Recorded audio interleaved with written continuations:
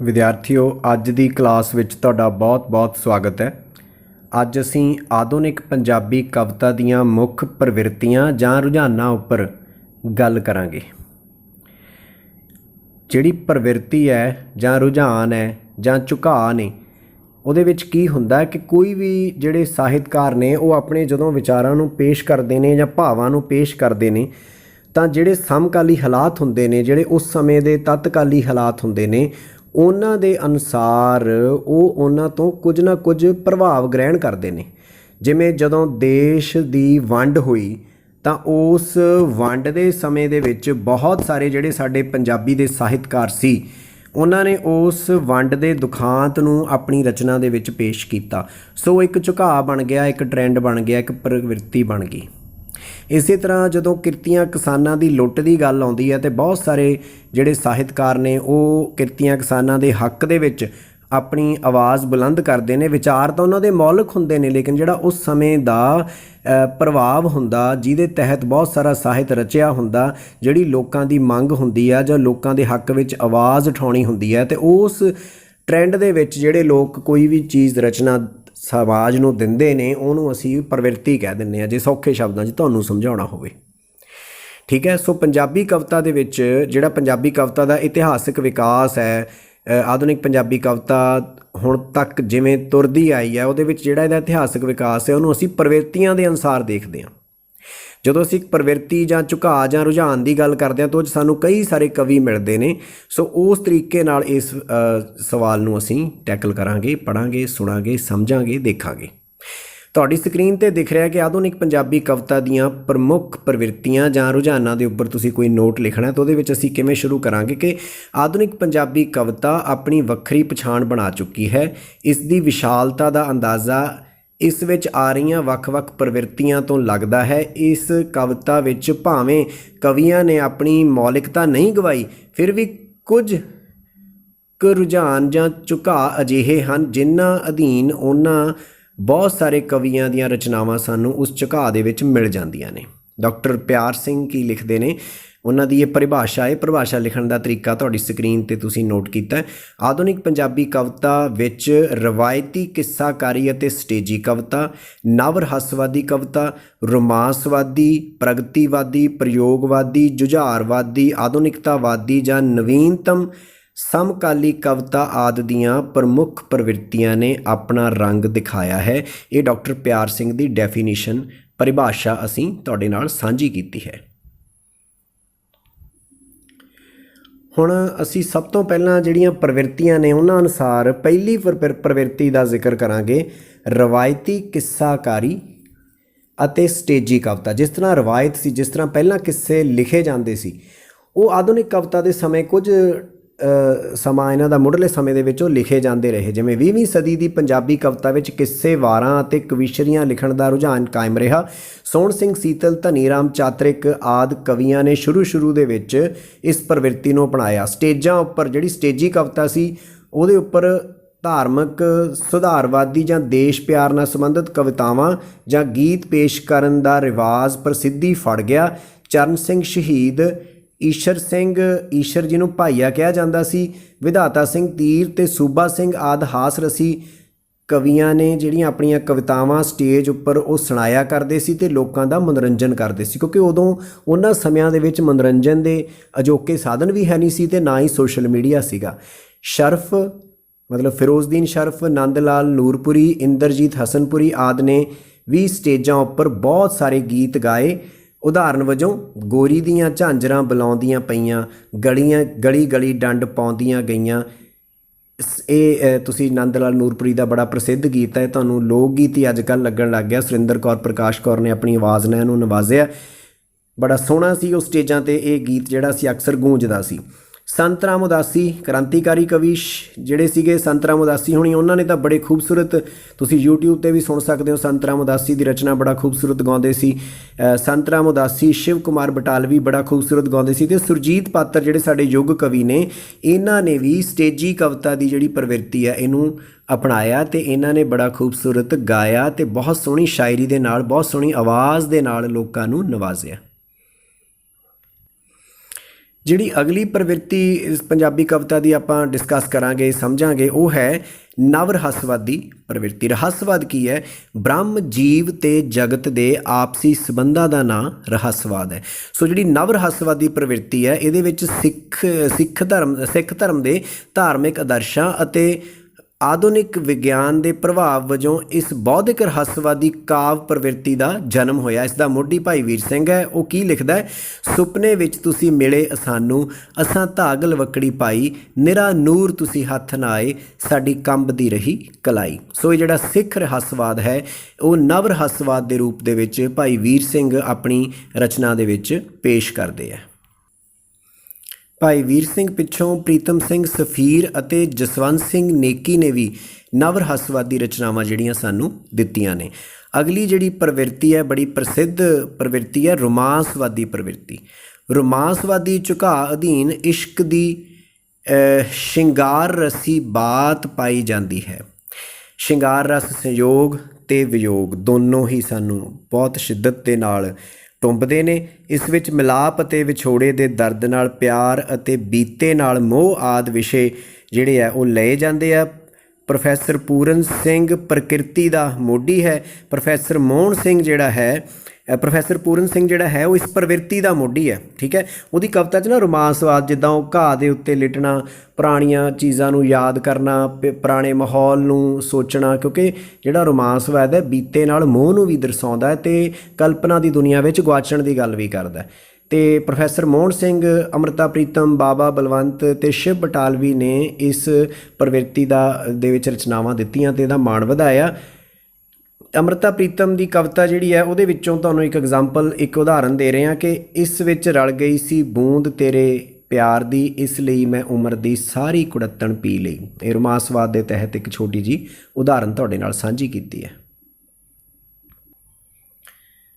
ਜਿਸ ਪ੍ਰਵਿਰਤੀ ਵਿੱਚ ਸਭ ਤੋਂ ਜ਼ਿਆਦਾ ਪੰਜਾਬੀ ਸਾਹਿਤ ਜਾਂ ਦੁਨੀਆ ਦਾ ਸਾਹਿਤ ਸਾਨੂੰ ਮਿਲਦਾ, ਉਹਨੂੰ ਅਸੀਂ ਪ੍ਰਗਤੀਵਾਦੀ ਪ੍ਰਵਿਰਤੀ ਕਹਿ ਸਕਦੇ ਹਾਂ। ਪ੍ਰਗਤੀਵਾਦ ਮਨੁੱਖਾਂ ਦੇ ਅੱਗੇ ਵਧਣ ਦਾ ਨਾਂ ਹੈ। ਕੋਈ ਵੀ ਚੀਜ਼ ਜਿਹ 'ਚ ਪ੍ਰਗਤੀ ਹੈ, ਉਹਨੂੰ ਅਸੀਂ ਪ੍ਰਗਤੀਵਾਦ ਨਾਲ ਜੋੜ ਦਿੰਦੇ ਹਾਂ। ਮੁੱਖ ਤੌਰ 'ਤੇ ਜੇ ਤੁਸੀਂ ਸਮਝਣਾ ਹੋਵੇ, ਰੂਸੀ ਕ੍ਰਾਂਤੀ, ਮਾਰਕਸਵਾਦ, ਸਮਾਜਵਾਦ ਅਤੇ ਕਮਿਊਨਿਸਟ ਪਾਰਟੀ ਜਿਹੜੀ ਕਾਮਰੇਡਾਂ ਦੀ ਪਾਰਟੀ ਹੈ, ਉਹਦੇ ਉਦੇਸ਼ਾਂ ਅਧੀਨ ਅਜਿਹੀ ਕਵਿਤਾ ਰਚੀ ਜਾਣ ਲੱਗੀ ਜੋ ਵਰਗ ਰਹਿਤ ਸਮਾਜ ਦੀ ਸਥਾਪਨਾ ਕਰਨਾ ਚਾਹੁੰਦੀ ਸੀ। ਜਿਹੜਾ ਵਰਗ ਰਹਿਤ ਸਮਾਜ ਆ ਉਹ ਕੀ ਹੈ ਕਿ ਇੱਕ ਅਮੀਰ ਵਰਗ ਹੈ, ਇੱਕ ਗਰੀਬ ਵਰਗ ਹੈ। ਜਿਹੜੇ ਕ੍ਰਾਂਤੀਕਾਰੀ ਸੀ ਜਾਂ ਪ੍ਰਗਤੀਵਾਦੀ ਪ੍ਰਵਿਰਤੀ ਵਾਲੇ ਜਾਂ ਕਾਮਰੇਡ ਵਿਚਾਰਧਾਰਾ ਵਾਲੇ ਲੋਕ ਸੀ, ਇਹ ਕਹਿੰਦੇ ਸੀਗੇ ਇੱਦਾਂ ਦਾ ਸਮਾਜ ਬਣਾਈਏ ਜਿਹਦੇ ਵਿੱਚ ਕੋਈ ਵਰਗ ਹੀ ਨਾ ਹੋਵੇ, ਕੇਵਲ ਕਿਰਤੀ ਹੋਣ, ਉਹ ਆਪਣੀ ਸਮਰੱਥਾ ਅਨੁਸਾਰ ਕੰਮ ਕਰਨ ਅਤੇ ਉਹਨਾਂ ਦੀ ਲੋੜ ਅਨੁਸਾਰ ਉਹਨਾਂ ਨੂੰ ਜਿਹੜਾ ਉਪਜੀਵਿਕਾ ਕਮਾਉਣ ਵਾਸਤੇ, ਉਹਨਾਂ ਨੂੰ ਰੋਜ਼ੀ ਰੋਟੀ ਲਈ ਸਾਧਨ ਜਿਹੜੇ ਆ ਉਹ ਮਿਲਣ। ਪੰਜਾਬ ਵਿੱਚ ਪ੍ਰੋਫੈਸਰ ਮੋਹਨ ਸਿੰਘ, ਅੰਮ੍ਰਿਤਾ ਪ੍ਰੀਤਮ, ਬਾਵਾ ਬਲਵੰਤ, ਸੰਤੋਖ ਸਿੰਘ ਧੀਰ, ਡਾਕਟਰ ਜਗਤਾਰ ਅਤੇ ਸੁਰਜੀਤ ਪਾਤਰ ਆਦਿ ਕਵੀਆਂ ਨੇ ਇਸ ਪ੍ਰਵਿਰਤੀ ਨੂੰ ਬੜਾ ਵਿਸਥਾਰ ਦਿੱਤਾ। ਜਿਵੇਂ ਕਿ ਹੁਣ ਅਸੀਂ ਪ੍ਰੀਤਮ ਸਿੰਘ ਸਫੀਰ ਹੈ, ਉਹਨਾਂ ਦੀ ਹੁਣ ਤੁਹਾਨੂੰ ਅਸੀਂ ਐਗਜ਼ਾਮਪਲ ਜਿਹੜੀ ਆ ਉਹ ਕਵਿਤਾ ਦੀ ਦੇਣ ਲੱਗੇ ਹਾਂ। ਟੁੱਟ ਜਾਵਣ ਕੈਦਾਂ ਹੱਦ ਬੰਦੀਆਂ, ਵੰਡ ਰਹੇ ਨਾ ਕਾਣੀ, ਹਰ ਇੱਕ ਬੰਦਾ ਸ਼ਾਹ ਦੁਨੀਆ ਦਾ, ਹਰ ਇੱਕ ਤੀਵੀਂ ਰਾਣੀ। ਜਾਂ ਬਾਵਾ ਬਲਵੰਤ ਨੇ ਬੜਾ ਖੂਬਸੂਰਤ ਸੁਨੇਹਾ ਦਿੱਤਾ ਕਿ ਲਤਾੜ ਅੰਬਰਾਂ ਨੂੰ ਬਹਾਦਰ ਜਵਾਨਾਂ, ਬਦਲ ਸਿਲਸਿਲਾ ਇਹ ਨਵਾਂ ਤੇ ਪੁਰਾਣਾ। ਪ੍ਰਗਤੀਵਾਦੀ ਪ੍ਰਵਿਰਤੀ ਜਿਹੜੀ ਆ ਨਾ ਉਹ ਚੱਲਦੀ ਰਹੀ, ਪਰ ਇਹਦੇ ਨਾਲ ਹੀ ਜਿਹੜੇ ਸ਼ਹਿਰੀ ਇਲਾਕਾ ਸੀ ਉਹਦੇ ਵਿੱਚ ਕੁਝ ਸ਼ਹਿਰੀ ਮਾਨਸਿਕਤਾ ਜਾਂ ਮਹਾਨਗਰੀ ਚੇਤਨਾ ਕਹਿ ਲਓ, ਕੁਝ ਇਸ ਤਰ੍ਹਾਂ ਦੀ ਵਿਚਾਰਧਾਰਾ ਆਈ ਜਿਹਦੇ ਵਿੱਚ ਕਵਿਤਾ ਦੇ ਵਿਸ਼ੇ ਵਿੱਚ ਤਾਂ ਸੁਧਾਰ ਜਾਂ ਕੋਈ ਪ੍ਰਯੋਗ ਜਾਂ ਕੁਛ ਨਵੀਂ ਤਰ੍ਹਾਂ ਦੀ ਗੱਲ ਕਰਨ ਦੀ ਗੱਲ ਹੋਈ, ਪਰ ਰੂਪ ਵਿੱਚ ਵੀ ਬਹੁਤ ਸਾਰੇ ਪਰਿਵਰਤਨ ਪ੍ਰਯੋਗ ਕੀਤੇ ਗਏ। ਇਹ 1955 ਤੋਂ ਬਾਅਦ ਕੁਝ ਨਵੇਂ ਪ੍ਰਯੋਗ ਕਰਨ ਦਾ ਰੁਝਾਨ ਪੈਦਾ ਹੋਇਆ। ਇਸ ਵਿੱਚ ਵਿਸ਼ੇ ਅਤੇ ਰੂਪਕ ਪੱਖੋਂ ਨਵੀਨਤਾ ਨੂੰ ਅਜ਼ਮਾਇਆ ਗਿਆ। ਇਸ ਪ੍ਰਵਿਰਤੀ ਅਧੀਨ ਜਸਵੀਰ ਸਿੰਘ ਆਹਲੂਵਾਲੀਆ, ਰਵਿੰਦਰ ਰਵੀ, ਅਜਾਇਬ ਕਮਲ, ਸੁਖਪਾਲ ਵੀਰ ਸਿੰਘ ਹਸਰਤ, ਹਰਭਜਨ ਸਿੰਘ, ਅੰਮ੍ਰਿਤਾ ਪ੍ਰੀਤਮ, ਮੋਹਨ ਸਿੰਘ, ਤਾਰਾ ਸਿੰਘ ਅਤੇ SS ਮੀਸ਼ਾ ਅਤੇ ਨਾਲ ਜਗਤਾਰ ਵਰਗੇ ਕਵੀਆਂ ਨੇ ਕੁਝ ਰਚਨਾਵਾਂ ਜਿਹੜੀਆਂ ਉਹ ਰਚੀਆਂ। ਪਰ ਆਮ ਤੌਰ ਦੇ ਉੱਤੇ ਇਹ ਜਿਹੜੀ ਕਵਿਤਾ ਸੀ ਉਹ ਸ਼ਹਿਰੀ ਵਰਗ ਤੱਕ ਹੀ ਸੀਮਿਤ ਰਹੀ, ਕਿਉਂਕਿ ਇਹਦੇ ਉੱਪਰ ਦੋਸ਼ ਲੱਗਣ ਲੱਗਾ ਕਵਿਤਾ ਦੀ ਥਾਂ 'ਤੇ ਅਕਵਿਤਾ ਜ਼ਿਆਦਾ ਹੋ ਕੇ ਰਹਿ ਗਈ। ਬਾਹਰੋਂ ਸਰਾਪੇ ਹਾਂ ਅੰਦਰੋਂ ਗਵਾਚੇ, ਪਰ ਦੇ ਸਹਾਰੇ ਹਾਂ ਪਹੁੰਚਾਂਗੇ ਕਿੱਥੇ, ਪਰ ਦੇ ਸਹਾਰੇ ਹਾਂ, ਪਰਾਏ ਸਹਾਰੇ ਹਾਂ ਪਹੁੰਚਾਂਗੇ ਕਿੱਥੇ। ਇੱਥੇ ਥੋੜ੍ਹਾ ਤੁਹਾਨੂੰ ਸਕਰੀਨ 'ਤੇ ਮਿਸਪ੍ਰਿੰਟ ਨਜ਼ਰ ਆਏਗਾ, ਫਰ ਸ਼ਬਦ ਹੈ, ਇਹ ਮਿਸਪ੍ਰਿੰਟ ਹੈ, ਕੰਪਿਊਟਰ ਦੀ ਉਕਾਈ ਹੋਈ ਹੈ ਟਾਈਪਿੰਗ ਵੇਲੇ ਦੀ, ਇਹਨੂੰ ਤੁਸੀਂ ਕਰੋਗੇ। ਬਾਹਰੋਂ ਸਰਾਪੇ ਹਾਂ ਅੰਦਰੋਂ ਗਵਾਚੇ, ਸੁਖਪਾਲ ਵੀਰ ਹਸਰਤ ਦੀ ਰਚਨਾ ਹੈ। ਪਰਦੇ ਸਹਾਰੇ ਹਾਂ ਪਹੁੰਚਾਂਗੇ ਕਿੱਥੇ।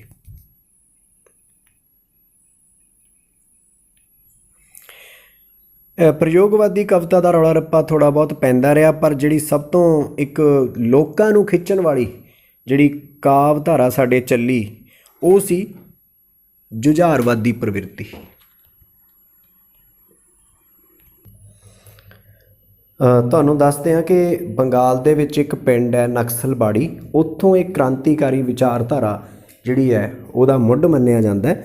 ਤੋ ਜਿਹੜੀ ਇਹ ਨਕਸਲਬਾੜੀ ਲਹਿਰ ਹੈ ਇਹਦੇ ਨਾਲ ਜੁਝਾਰਵਾਦੀ ਕਾਵ ਜਿਹੜਾ ਹੈਗਾ ਜੁੜਿਆ ਹੋਇਆ, ਅਤੇ 1967-68 ਵਿੱਚ ਪੈਦਾ ਹੋਈ ਨਕਸਲਬਾੜੀ ਸਿਆਸੀ ਲਹਿਰ ਬਹੁਤ ਸ਼ਿੱਦਤ ਦੇ ਨਾਲ ਲੋਕਾਂ ਦੇ ਵਿੱਚ ਪਹੁੰਚੀ। ਇਹਨਾਂ ਨੇ ਪੰਜਾਬ ਦੀ ਜਿਹੜੀ ਮਾਨਸਿਕਤਾ ਹੈ, ਪੰਜਾਬ ਦੇ ਛੋਟੇ ਕਿਸਾਨਾਂ ਅਤੇ ਮਜ਼ਦੂਰਾਂ ਨੂੰ ਕ੍ਰਾਂਤੀ ਦਾ ਰਾਹ ਦਰਸਾਇਆ। ਇਹ ਕਵਿਤਾ ਵਿਦਰੋਹ ਦੀ ਕਵਿਤਾ ਹੈ। ਇਸ ਵਿੱਚ ਸੰਤ ਰਾਮ ਉਦਾਸੀ, ਲਾਲ ਸਿੰਘ ਦਿਲ, ਪਾਸ਼, ਅਜਮੇਰ ਰੋਡੇ, ਅਮਰ ਜੋਤੀ ਆਦਿ ਪ੍ਰਮੁੱਖ ਕਵੀਆਂ ਨੇ ਆਪਣੀਆਂ ਰਚਨਾਵਾਂ ਰਚੀਆਂ। ਪਾਸ਼ ਨੂੰ, ਸੰਤ ਰਾਮ ਉਦਾਸੀ ਨੂੰ ਅਤੇ ਲਾਲ ਸਿੰਘ ਦਿਲ ਨੂੰ ਅਸੀਂ ਇਸ ਜੁਝਾਰਵਾਦੀ ਕਵਿਤਾ ਦੇ ਥੰਮ ਮੰਨ ਸਕਦੇ ਹਾਂ, ਜਿਨ੍ਹਾਂ ਨੇ ਲੋਕਾਂ ਨੂੰ ਇਸ ਗੱਲ ਲਈ ਪ੍ਰੇਰਿਤ ਕੀਤਾ ਕਿ ਇਨਸਾਫ ਲਈ ਉਹਨਾਂ ਨੂੰ ਦਰ-ਦਰ ਭਟਕਣ ਜਾਂ ਬੇਨਤੀਆਂ ਕਰਨ ਦੀ ਜ਼ਰੂਰਤ ਨਹੀਂ, ਉਹਨਾਂ ਨੂੰ ਆਪਣਾ ਹੱਕ ਲੈਣਾ ਆਉਣਾ ਚਾਹੀਦਾ ਹੈ, ਅਤੇ ਜਿੱਥੇ ਕਿਤੇ ਵੀ ਤਾਕਤ ਦੀ ਵਰਤੋਂ ਦੀ ਜਾਂ ਵਿਦਰੋਹ ਦੀ ਲੋੜ ਪਵੇ ਤਾਂ ਉਹ ਕਰ ਦੇਣਾ ਚਾਹੀਦਾ ਹੈ। ਕੀ ਕਿਹਾ ਇਹਨਾਂ ਕਵੀਆਂ ਨੇ, ਸੰਤ ਰਾਮ ਉਦਾਸੀ, ਪਾਸ਼ ਔਰ ਲਾਲ ਸਿੰਘ ਦਿਲ ਨੇ, ਕਿ ਲੋਕ ਆਪਣੇ ਹੱਕਾਂ ਦੇ ਲਈ ਖੁਦ ਲੜਨ, ਅੱਗੇ ਆਉਣ, ਨਾ ਕਿ ਕਿਸੇ 'ਤੇ ਨਿਰਭਰ ਰਹਿਣ। ਪਰ ਇਸ ਦਾ ਇਹ ਮਤਲਬ ਨਹੀਂ ਕਿ ਹਿੰਸਾ ਜਿਹੜੀ ਹੈ ਉਹਨੂੰ ਵਧਾਵਾ ਦਿੱਤਾ ਜਾਵੇ, ਕਿਉਂਕਿ ਸ਼ਹੀਦ ਆਜ਼ਮ ਭਗਤ ਸਿੰਘ ਨੇ ਵੀ ਕਿਹਾ ਸੀ ਕਿ ਜਿਹੜਾ ਤਲਵਾਰ ਦਾ ਚੁੱਕਿਆ ਜਾਣਾ ਜਾਂ ਹਥਿਆਰ ਦਾ ਚੁੱਕਿਆ ਜਾਣਾ ਉਹ ਅੰਤ ਦੀ ਗੱਲ ਹੁੰਦੀ ਹੈ, ਉਸ ਤੋਂ ਪਹਿਲਾਂ ਹੋਰ ਬੜੇ ਰਾਹ ਹੁੰਦੇ ਨੇ ਜਿਨ੍ਹਾਂ ਨੂੰ ਅਪਣਾਉਣਾ ਚਾਹੀਦਾ। ਸੋ ਕੀ ਕਿਹਾ ਸੰਤ ਰਾਮ ਉਦਾਸੀ ਨੇ, ਮੇਰੀ ਮੌਤ 'ਤੇ ਨਾ ਰੋਇਓ, ਮੇਰੀ ਸੋਚ ਨੂੰ ਬਚਾਇਓ, ਮੇਰੇ ਲਹੂ ਦਾ ਕੇਸਰ ਰੇਤੇ 'ਚ ਨਾ ਰੁਲਾਇਓ। ਇਹਨਾਂ ਲੋਕਾਂ ਨੇ ਜਿੰਨੇ ਵੀ ਤੰਤਰ ਵੱਲੋਂ ਮਾਣ ਸਨਮਾਨ ਇਹਨਾਂ ਨੂੰ ਦੇਣ ਦੀ ਕੋਸ਼ਿਸ਼ ਕੀਤੀ ਗਈ ਉਹਨਾਂ ਨੂੰ ਠੁਕਰਾਇਆ, ਅਤੇ ਉਹਨਾਂ ਨਿਜ਼ਾਮਾਂ ਦਾ, ਉਹਨਾਂ ਪ੍ਰਬੰਧਾਂ ਦਾ ਸਵਾਗਤ ਕੀਤਾ ਜਿਹੜੇ ਲੋਕਾਂ ਦੇ ਹਿੱਤ ਵਿੱਚ ਸੀ। ਇਹਦੇ ਨਾਲ ਹੀ ਪੰਜਾਬੀ ਕਵਿਤਾ ਦੀ ਇੱਕ ਅਗਲੀ ਪ੍ਰਵਿਰਤੀ ਦੀ ਆਪਾਂ ਗੱਲ ਕਰਾਂਗੇ, ਉਹ ਹੈ ਸੋਝਵਾਦੀ ਪ੍ਰਵਿਰਤੀ। ਕਵਿਤਾ ਇੱਕ ਕਲਾ ਹੈ, ਸੁੰਦਰਤਾ ਨੂੰ ਰੂਪਮਾਨ ਕਰਦੀ ਹੈ। ਜੇ ਸਮਾਜ ਵਿਚਲੇ ਕੋਝ ਨੂੰ ਕਵਿਤਾ ਚਿੱਤਰਦੀ ਹੈ ਤਾਂ ਉਹਦੇ ਪਿੱਛੇ ਵੀ ਉਦੇਸ਼ ਇਹੀ ਹੁੰਦਾ ਤਾਂ ਕਿ ਸਮਾਜ ਨੂੰ ਸੋਹਣਾ ਬਣਾਇਆ ਜਾ ਸਕੇ। ਸੋਝਵਾਦ ਤੋਂ ਭਾਵ ਸੁੰਦਰ ਸ਼ਬਦ ਰਚਨਾ ਰਾਹੀਂ ਸਮਾਜ ਵਿੱਚ ਕੋਝ ਨੂੰ ਦੂਰ ਕਰਨਾ ਅਤੇ ਸੋਝ ਨੂੰ ਲੈ ਕੇ ਆਉਣਾ ਹੈ। ਇਸ ਪ੍ਰਵਿਰਤੀ ਅਧੀਨ ਸ਼ਿਵ ਕੁਮਾਰ, ਤਾਰਾ ਸਿੰਘ, ਡਾਕਟਰ ਹਰਭਜਨ ਸਿੰਘ ਆਦਿ ਕਵੀਆਂ ਨੇ ਨਾ ਵਰਣਨਯੋਗ, ਇਹਨਾਂ ਦੇ ਨਾਮ ਜਿਹੜੇ ਨੇ ਉਹ ਵਰਣਨਯੋਗ ਹਨ। ਇਹਨਾਂ ਕਵੀਆਂ ਦੇ ਨਾਮ ਵਰਣਨਯੋਗ ਹਨ। ਕਿਸ ਤਰ੍ਹਾਂ ਦੀ ਰਚਨਾ ਹੈ ਇਹਨਾਂ ਦੀ? ਪੈਰੀ ਉਹਦੇ ਝਾਂਜਰ ਤੇ ਗਲ ਉਹਦੇ ਗਾਨੀ, ਨੀਓ ਚੋਗ ਚੁਗੇਂਦਾ ਆਇਆ। ਸ਼ਿਵ ਕੁਮਾਰ ਬਟਾਲਵੀ ਦਾ ਪ੍ਰਸਿੱਧ ਗੀਤ ਹੈ, ਮਾਏ ਨੀ ਮਾਏ ਮੈਂ ਇੱਕ ਸ਼ਿਕਰਾ ਯਾਰ ਬਣਾਇਆ। ਉਹਦੇ ਵਿੱਚੋਂ ਇੱਕ ਐਗਜ਼ਾਮਪਲ ਤੁਹਾਡੇ ਨਾਲ ਸਾਂਝੀ ਕੀਤੀ ਹੈ। ਇਸ ਤੋਂ ਅੱਗੇ ਆਉਂਦੀ ਹੈ ਜੀ ਆਧੁਨਿਕਤਾਵਾਦੀ ਪ੍ਰਵਿਰਤੀ। ਅਜੋਕੇ ਮਨੁੱਖ ਦੀ ਟੁੱਟੀ ਹੋਈ ਮਾਨਸਿਕਤਾ, ਤਿੜਕੇ ਹੋਏ ਰਿਸ਼ਤੇ ਅਤੇ ਮਜਬੂਰੀਆਂ ਨੂੰ ਆਧੁਨਿਕਤਾਵਾਦੀ ਪ੍ਰਵਿਰਤੀ ਅਧੀਨ ਪ੍ਰਗਟਾਇਆ ਜਾਂਦਾ ਹੈ। ਇਸ ਅਧੀਨ ਸੁਰਜੀਤ ਪਾਤਰ, ਸੁਖਵਿੰਦਰ ਅੰਮ੍ਰਿਤ, ਰਵਿੰਦਰ ਭੱਠਲ, ਡਾਕਟਰ ਸਾਵਲ ਧਾਮੀ, ਡਾਕਟਰ ਜਗਤਾਰ, ਵਿਜੇ ਵਿਵੇਕ, ਡਾਕਟਰ ਸਤਿੰਦਰ ਸਿੰਘ ਨੂਰ ਆਦਿ ਕਵੀ ਜਿਹੜੇ ਆ ਉਹਨਾਂ ਦੀਆਂ ਰਚਨਾਵਾਂ ਸਾਨੂੰ ਮਿਲਦੀਆਂ ਨੇ। ਇਸ ਰੁਝਾਨ ਦੀ ਉਦਾਹਰਣ ਕਿਸ ਪ੍ਰਕਾਰ ਹੈ? ਬਿਰਖਾਂ ਤੋਂ ਝੜਕੇ ਹੋਈ ਹੈ ਰੂਹ ਰਾਜ਼ੀ, ਪੱਤਿਆਂ ਨੂੰ ਪਾਉਣ ਤਾਂ ਹੀ ਮਿੱਟੀ 'ਚ ਰੋਲਦੀ ਏ, ਤੈਨੂੰ ਮਿਲੇ ਜੇ ਕਿਧਰੇ ਤੂੰ ਪੁੱਛੀ ਹਾਲ ਉਸਦਾ, ਮੇਰੇ ਨਾਲ ਤਾਂ ਜ਼ਿੰਦਗੀ ਵੱਧ ਘੱਟ ਹੀ ਬੋਲਦੀ ਹੈ, ਤੇਰੀ ਗਜ਼ਲ ਨਾਲੋਂ ਉੱਚੀ ਹੈ ਸਾਂਵਲ ਚੁੱਪ ਉਸਦੀ, ਹਰਫਾਂ ਜਹੇ ਜੋ ਹੰਝੂ ਕਾਗਜ਼ 'ਤੇ ਡੋਲਦੀ ਹੈ। ਇਹ ਸਾਂਵਲ ਧਾਮੀ ਦੀ ਰਚਨਾ ਦੇ ਵਿੱਚੋਂ ਹਵਾਲਾ ਸੀ। ਪੰਜਾਬੀ ਸ਼ਾਇਰੀ ਦੇ ਵਿੱਚ, ਪੰਜਾਬੀ ਕਵਿਤਾ ਦੇ ਵਿੱਚ ਗਜ਼ਲ ਕਾਵ ਦੀ ਪ੍ਰਵਿਰਤੀ ਵੀ ਕਾਫੀ ਪ੍ਰਮੁੱਖ ਹੈ। ਅੱਜ ਕੱਲ੍ਹ ਪੰਜਾਬੀ ਵਿੱਚ ਆਪਣੀ ਕਿਸਮ ਦੀਆਂ ਗਜ਼ਲਾਂ ਲਿਖਣ ਦਾ ਰੁਝਾਨ ਕਾਫੀ ਵਧਿਆ ਹੋਇਆ ਹੈ। ਇਹ ਗਜ਼ਲ ਉਰਦੂ ਫਾਰਸੀ ਨਾਲੋਂ ਵੱਖਰੀ ਹੈ। ਇਸ ਵਿੱਚ ਕਈ ਖੁੱਲ੍ਹਾਂ ਲਈਆਂ ਗਈਆਂ ਹਨ। ਜਿਹੜੀ ਉਰਦੂ ਫਾਰਸੀ ਵਾਲੀ ਗਜ਼ਲ ਹੈ ਉਹ 'ਚ ਬੰਦੇਜ ਨੇ, ਬਹੁਤ ਸਾਰੀ ਨਿਯਮਾਵਲੀ ਦੇ ਅਨੁਸਾਰ ਹੀ ਰਚਨਾ ਕੀਤੀ ਜਾਂਦੀ ਹੈ। ਲੇਕਿਨ ਪੰਜਾਬੀ ਜਿਵੇਂ ਸੁਭਾਅ ਖੁੱਲ੍ਹਾ ਹੈ, ਉਸ ਤਰ੍ਹਾਂ ਪੰਜਾਬੀ ਗਜ਼ਲ ਦੇ ਵਿੱਚ ਵੀ ਕੁਝ ਖੁੱਲ੍ਹ ਜਿਹੜੀ ਆ ਉਹ ਲੈਣ ਦੀ ਕੋਸ਼ਿਸ਼ ਕੀਤੀ ਗਈ ਹੈ। ਸੁਰਜੀਤ ਪਾਤਰ, ਸੁਖਵਿੰਦਰ ਅੰਮ੍ਰਿਤ, ਡਾਕਟਰ ਜਗਤਾਰ, ਵਿਜੇ ਵਿਵੇਕ, ਸਾਂਵਲ ਧਾਮੀ ਆਦਿ ਪ੍ਰਮੁੱਖ ਗਜ਼ਲਕਾਰ ਜਿਹੜੇ ਇਸ ਸਮੇਂ ਗਜ਼ਲ ਰਚਨਾ ਕਰ ਰਹੇ ਨੇ। ਠੀਕ ਹੈ, ਹੁਣ ਇਹਦੇ ਵਿੱਚ ਜਿਹੜੇ ਸਾਡੇ ਨਾਮੀ ਗ੍ਰਾਮੀ ਕਵੀ ਨੇ ਉਹਨਾਂ ਦੀਆਂ ਉਦਾਹਰਨਾਂ ਤੁਸੀਂ ਪੜ੍ਹਦੇ, ਸੁਣਦੇ, ਦੇਖਦੇ, ਲਿਖਦੇ ਰਹਿੰਦੇ ਹੋ। ਅਤੇ ਜਿਹੜੇ ਸਾਡੇ ਉੱਭਰ ਰਹੇ ਕਵੀ ਨੇ ਡਾਕਟਰ ਸਾਂਵਲ ਧਾਮੀ, ਉਹਨਾਂ ਦਾ ਮੈਂ ਜ਼ਿਕਰ ਕਰਨਾ ਚਾਹੂੰਗਾ। ਉਹਨਾਂ ਦੀ ਗਜ਼ਲ ਦੇ ਕੁਝ ਸ਼ੇਰ ਤੁਹਾਡੇ ਨਾਲ ਸਾਂਝੇ ਕਰ ਰਿਹਾ। ਜ਼ਿੰਦਗੀ ਦੇ ਫਰਜ਼ ਨੇ, ਕੁਝ ਰਿਸ਼ਤਿਆਂ ਦੇ ਕਰਜ਼ ਨੇ, ਦੋਸਤੀ ਤੂੰ ਮਾफ़ ਕਰੀ ਐ ਆਸ਼ਕੀ ਤੋਂ ਫਿਰ ਕਦੇ, ਮੌਤ ਦੇ ਨਕਸ਼ਾਂ ਨੂੰ ਢੂੰਡਣ ਵਿੱਚ ਜ਼ਰਾ ਮਸਰੂਫ ਹਾਂ, ਵਕਤ ਮਿਲਿਆ ਮਿਲ ਲਵੀਂ ਐ ਜ਼ਿੰਦਗੀ ਤੋਂ ਫਿਰ ਕਦੇ। ਹਾਂ, ਅੰਤ ਵਿੱਚ ਅਸੀਂ ਪ੍ਰਵਾਸੀ ਕਾਵਿ ਦੀ ਪ੍ਰਵਿਰਤੀ ਦਾ ਜ਼ਿਕਰ ਕਰਾਂਗੇ। ਬਹੁਤ ਸਾਰੇ ਪ੍ਰਵਾਸੀ ਕਵੀ ਵੀ ਜਿਹੜੇ ਆ ਪੰਜਾਬੀ ਲੋਕਾਂ ਦਾ ਦੁੱਖ ਸੁੱਖ, ਗਿਲਾ ਸ਼ਿਕਵਾ ਬਾਹਰਲੀਆਂ ਧਰਤੀਆਂ ਦੇ ਉੱਤੇ ਜਿਹੜੇ ਰਹਿ ਰਹੇ ਨੇ ਉਹਨਾਂ ਨੂੰ ਪੇਸ਼ ਕਰਦੇ ਨੇ। ਇਹਦੇ ਵਿੱਚ ਦੋ ਤਰ੍ਹਾਂ ਦੀ ਪੇਸ਼ਕਾਰੀ ਹੈ। ਇੱਕ ਤਾਂ ਜਿਹੜੇ ਪੰਜਾਬੀ ਉੱਧਰ ਗਏ ਨੇ ਉਹਨਾਂ ਦੀ ਗੱਲ ਕੀਤੀ ਗਈ ਹੈ, ਅਤੇ ਦੂਜਾ ਜਿਹੜੇ ਪੰਜਾਬੀ ਉੱਧਰ ਗਏ ਨੇ, ਭਾਵ ਆਪਣੀ ਮਾਂ ਧਰਤੀ ਤੋਂ ਵਿਛੜ ਗਏ ਨੇ, ਆਪਣੇ ਲੋਕਾਂ ਤੋਂ ਵਿਛੜ ਗਏ ਨੇ, ਉਹਨਾਂ ਦੀ ਗੱਲ ਕੀਤੀ ਗਈ ਹੈ। ਇਹਦੇ ਵਿੱਚ ਉੱਧਰ ਗਏ ਅਤੇ ਉੱਧਰ ਗਏ, ਉਹਨਾਂ ਦੋਨਾਂ ਦੀ ਗੱਲ ਤੋਂ ਇਲਾਵਾ ਹੁਣ ਪੰਜਾਬੀ ਸ਼ਾਇਰੀ ਜਿਹੜੀ ਹੈ ਉਹ ਜਿਨ੍ਹਾਂ ਲੋਕਾਂ ਨਾਲ, ਜਿਨ੍ਹਾਂ ਸਮਾਜਾਂ ਵਿੱਚ ਉਹਨਾਂ ਦਾ ਵਾਹ ਪੈ ਰਿਹਾ, ਉੱਥੋਂ ਦੀਆਂ ਪੇਸ਼ਕਾਰੀਆਂ ਵੀ ਸਾਡੀ ਕਵਿਤਾ ਨੂੰ ਦੇ ਰਹੀ ਹੈ ਅਤੇ ਉਹਨੂੰ ਹੋਰ ਅਮੀਰ ਕਰ ਰਹੀ ਹੈ। ਜੇ ਹੁੰਦਾ ਨਾ ਮਜਬੂਰ ਮਾਏ, ਜੇ ਹੁੰਦਾ ਨਾ ਮਜਬੂਰ ਮਾਏ, ਫਿਰ ਦੇਸ਼ ਬਗਾਨੇ ਕਿਉਂ ਜਾਂਦਾ। ਇਹ ਸਵਾਲ ਹੈ ਪੰਜਾਬੀਆਂ ਅੱਗੇ ਰੋਜ਼ੀ ਰੋਟੀ ਦੇ ਮਸਲੇ ਲਈ, ਜਾਂ ਕੁਝ ਇਸ ਤਰ੍ਹਾਂ ਦੀ ਪਲਾਇਨਵਾਦੀ ਸੋਚ ਕਿ ਇਸ ਸਮਾਜ ਤੋਂ ਅੱਕ ਕੇ, ਉਕਤਾ ਕੇ ਉਹ ਬਾਹਰ ਚਲੇ ਜਾਂਦੇ ਨੇ। ਪਰ ਮਿੱਟੀ ਦੀ ਯਾਦ, ਘਰ ਦੇ, ਪਰਿਵਾਰ ਦੇ, ਖੇਤਾਂ ਦੇ, ਮਕਾਨਾਂ ਦੇ, ਦੁਕਾਨਾਂ ਦੇ ਜੋ ਵੀ ਸੰਬੰਧ ਨੇ ਉਹ ਉਹਨਾਂ ਦੇ ਨਾਲ ਜੁੜੇ ਰਹਿੰਦੇ ਨੇ, ਅਤੇ ਉਹ ਇਸ ਭੂਮੀ ਦੇ ਹੇਰਵੇ ਦੇ ਵਿੱਚ ਜਿਹੜੀ ਰਚਨਾ ਕਰਦੇ ਨੇ ਉਹ ਸਾਡੀ ਪ੍ਰਵਾਸੀ ਸ਼ਾਇਰੀ ਹੈ। ਇੱਕ ਜਿਹੜਾ ਤੁਹਾਡੇ ਨਾਲ ਮੈਂ ਅੰਤ ਵਿੱਚ ਜ਼ਿਕਰ ਕਰੂੰਗਾ, ਅਜੋਕੀ ਪੰਜਾਬੀ ਕਵਿਤਾ ਦੇ ਵਿੱਚ ਹਾਈਕੂ ਅਤੇ ਕੰਕਰੀਟ ਆਦਿ ਨਵੀਂ ਕਵਿਤਾ ਦੇ ਰੁਝਾਨ ਵੀ ਆਧੁਨਿਕਤਾਵਾਦੀ ਪ੍ਰਵਿਰਤੀ ਦੇ ਵਿੱਚ ਪੇਸ਼ ਹੋਏ ਨੇ। ਹਾਈਕੂ ਕੀ ਹੈ? ਇਹ ਜਾਪਾਨੀ ਕਵਿਤਾ ਹੈ। 3 ਸਤਰਾਂ ਦੀ ਸ਼ਾਇਰੀ, 3 ਸਤਰਾਂ ਦੀ ਸ਼ਾਇਰੀ ਜਿਹੜੀ ਹੈ ਉਹਨੂੰ ਅਸੀਂ ਹਾਈਕੂ ਕਹਿੰਦੇ ਹਾਂ। ਉਹਦਾ ਵੀ ਰੁਝਾਨ ਡਾਕਟਰ ਪਰਮਿੰਦਰ ਸਿੰਘ ਸੋਢੀ ਅਤੇ ਡਾਕਟਰ ਪਰਮਜੀਤ ਸਿੰਘ ਰਾਮਗੜੀਆ ਸਮੇਤ ਬਹੁਤ ਸਾਰੇ ਸਾਡੇ ਸ਼ਾਇਰ ਅੱਜ ਕੱਲ੍ਹ ਹਾਈਕੂ ਸ਼ਾਇਰੀ ਕਰ ਰਹੇ ਨੇ। ਸੋ ਇਹ ਪ੍ਰਵਿਰਤੀ ਵੀ ਕਾਫੀ ਪੰਜਾਬੀ ਕਵਿਤਾ ਵਿੱਚ ਉੱਭਰ ਕੇ ਸਾਹਮਣੇ ਆ ਰਹੀ ਹੈ। ਅਤੇ ਇੱਕ ਸਾਡੇ ਕੋਲ ਆ ਰਹੀ ਹੈ ਕੰਕਰੀਟ ਕਵਿਤਾ।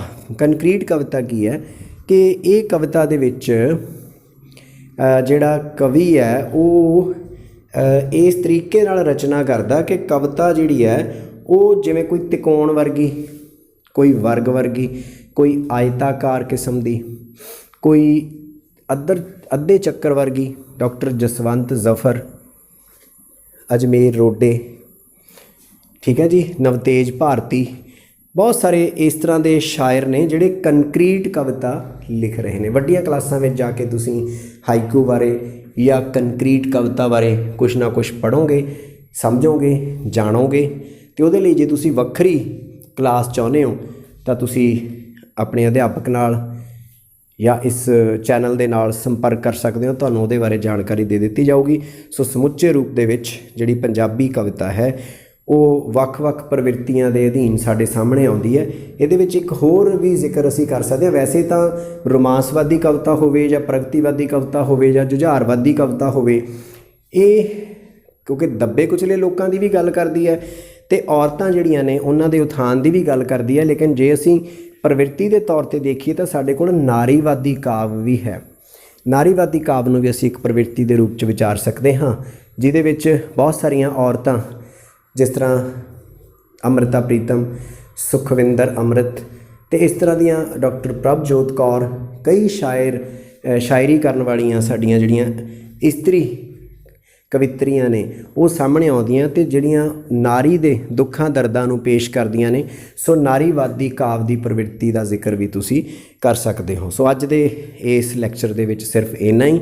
ਅੱਜ ਅਸੀਂ ਪੰਜਾਬੀ ਕਵਿਤਾ ਦਾ ਇਤਿਹਾਸਕ ਵਿਕਾਸ ਵੱਖ-ਵੱਖ ਪ੍ਰਵਿਰਤੀਆਂ, ਰੁਝਾਨਾਂ ਤੇ ਝੁਕਾਵਾਂ ਦੇ ਅਧੀਨ ਦੇਖਿਆ। ਮੈਨੂੰ ਲੱਗਦਾ ਹੈ ਕਿ ਕਾਫੀ ਨੁਕਤੇ ਅਸੀਂ ਆਪਸ ਵਿੱਚ ਸਾਂਝੇ ਕੀਤੇ ਨੇ। ਜੇ ਤੁਹਾਡੇ ਮਨ ਵਿੱਚ ਕੁਝ ਹੋਰ ਆਉਂਦਾ ਹੋਵੇ ਤਾਂ ਉਹ ਜ਼ਰੂਰ ਸਾਂਝਾ ਕਰਿਓ। ਸ਼ੁਕਰੀਆ।